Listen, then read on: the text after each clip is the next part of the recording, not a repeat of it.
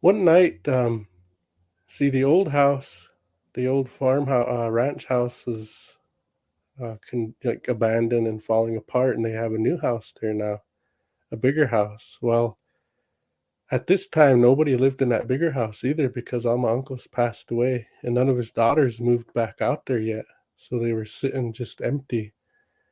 And we would still use that land, like we would go down. Like one time I was at home on leave from the military, and we went down to the river after closing time. We went down there, just family, and we're all sitting around down there and had a fire going, kind of like a little after party.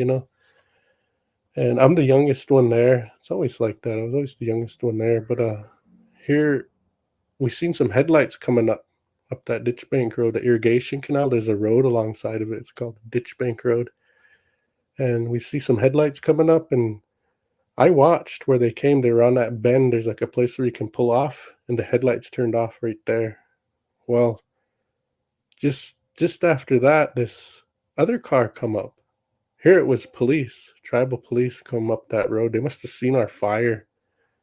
They wanted to go over and make sure it wasn't a bunch of kids, underage, but it was all of us people that were above 21, all adults. So they were shining their spotlight down there at us and everything. And my uncle and aunt were just, the two oldest ones there. They're, oh, don't worry about it. It's all private land. They can't come down here anyways.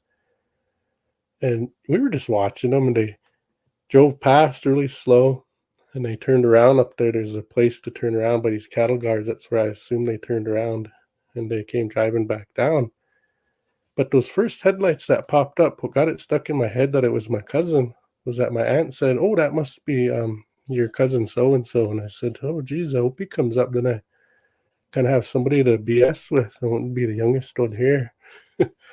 And I just kept watching where I thought he parked, and I get up and I go, and this is kind of a cautionary tale too. Don't be consuming alcohol and going out in the dark.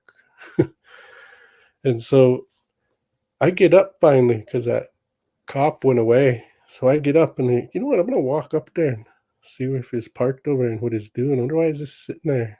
And so I get up. I can't see up there, of course. It's too dark. And so I get up and I start walking all the way up. I pass that old house. I get on that ditch bank road and I'm walking down. I get to where that pull off is, where I seen the lights turn off, and there's nothing there. There's nobody there. And I'm thinking, where did he where did he go? I didn't see him turn around. Like what happened? Where is he? And I walked down the road a little bit further because there's a straightaway, and by then my eyes kind of adjusted and I could see a little better because I was close to that fire when I was first walking up. And I'm looking down that way, and there's nobody. So I thought to myself, all right, well, I'll just walk back then. And that little road that leads by that house that comes off of that ditch bank road and leads down into the house by the corrals and all that, reach straight across from it. If you were to go across that irrigation canal, there was an old bridge there. Well, at this time, it had caved in, and there was only one side of it still standing. You could walk across that one side. It was sturdy enough, but the other side was just kind of caved in. And I'm getting close to that as I'm walking back, and I'm not thinking anything. I'm just like still wondering where my cousin went. I wonder what those lights were. What was that? And just then, as I look up, I see that little person. He's Dang. standing on that bridge, and I could see everything on him. He had on like these how would I say it? Like these leggings, and I remember there was a little bit of fringe on him on the sides, and he didn't have a shirt on, but his braids were tied behind his back, like they were two braids, but they were tied back there.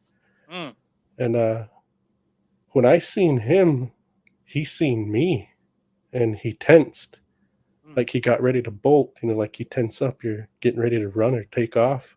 mhm. That's what he did, and that's what I did. I Man. like tensed and I got ready to, you know, react to anything. At that point. I was